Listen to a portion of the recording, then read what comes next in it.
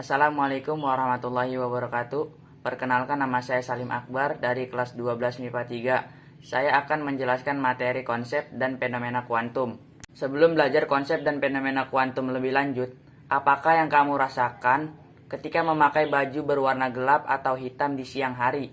Pasti lebih terasa panas, bukan, dibandingkan dengan menggunakan baju berwarna putih di siang hari. Itu artinya benda warna hitam itu mempunyai nilai absorptansi atau daya serap dan emisitas atau daya pancar yang besarnya sama dengan 1. Artinya benda hitam menyerap semua energi yang diterima dan tidak ada energi yang keluar.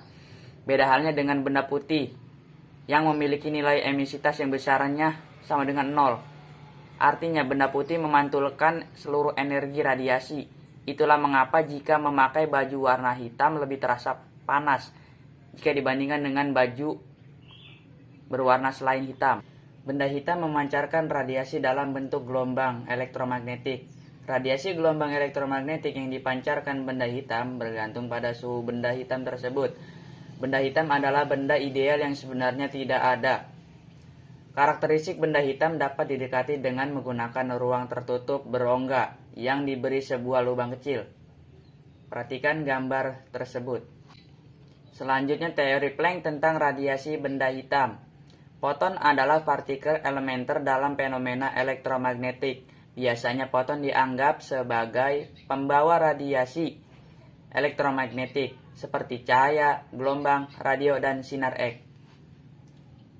Seperti di rumus E sama dengan H titik F atau W sama dengan H titik C per delta.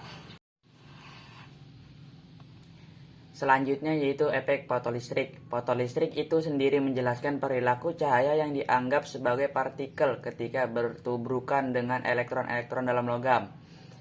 Ketika suatu cahaya mengenai permukaan logam partikel, cahaya yang disebut foton mempunyai energi yang bersesuaian dengan frekuensinya, akan memberikan seluruh energinya pada elektron yang ditumbuknya. Satu foton hanya berinteraksi dengan satu elektron. Itu artinya jika energi satu foton yang diberikan cukup untuk mengeluarkan satu elektron akan keluar dari permukaan.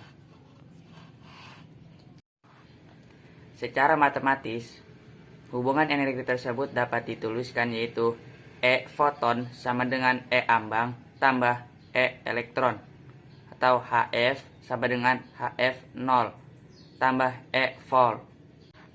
Kemudian jika cahaya frekuensi F lebih besar dari frekuensi ambang logam FO mengenai logam, maka elektron akan terpental keluar. Besarnya energi kinetik saat elektron keluar dari permukaan logam dirumuskan dengan persamaan EK sama dengan W diambil W0 sama dengan HF diambil HF0 sama dengan H dikali dalam kurung F diambil F0 tutup kurung. Kemudian kesimpulan dari efek fotolistrik yaitu 1. Efek fotolistrik terjadi apabila energi foton dalam kurung W cukup untuk membebaskan elektron dari ikatannya dengan inti atom dalam kurung W0. 2. Energi kinetik maksimum elektrik dalam kurung EK yang dibebaskan dari keping tidak tergantung pada intensitas atau lamanya penyinaran. 3. Energi kinetik maksimum elektron EK berbanding lurus dengan frekuensi cahaya yang digunakan dalam kurung hasil eksperimen Robert A. Millikan. 4. Cahaya dapat memperlihatkan sifat gelombang, juga dapat memperlihatkan sifat-sifat partikel atau foton.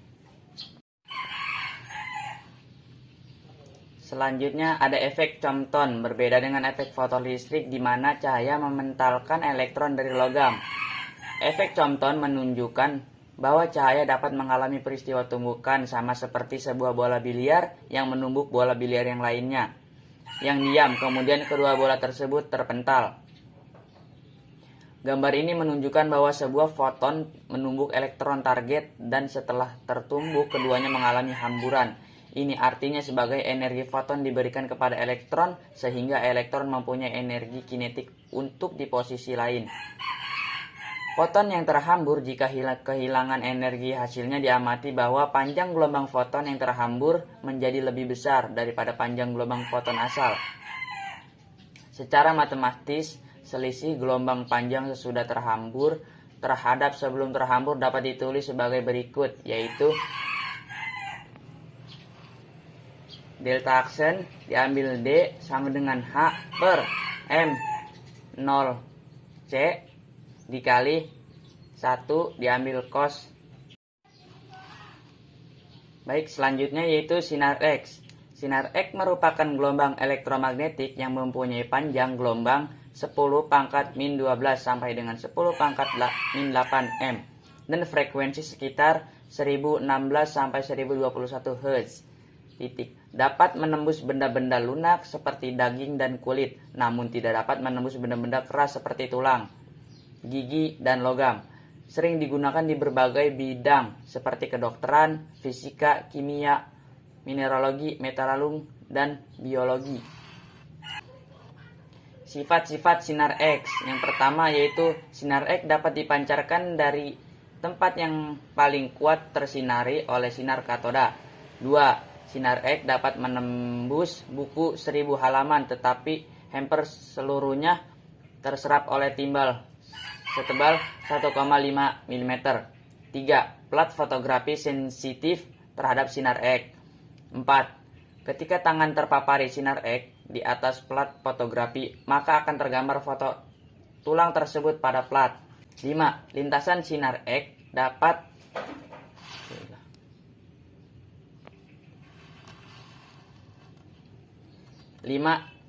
Lintasan sinar X tidak dibelokkan oleh medan magnet atau daya tembus, dan lintasan yang tidak terbelokkan oleh medan magnet merupakan sifat yang membuat sinar X berbadan dengan sinar katoda.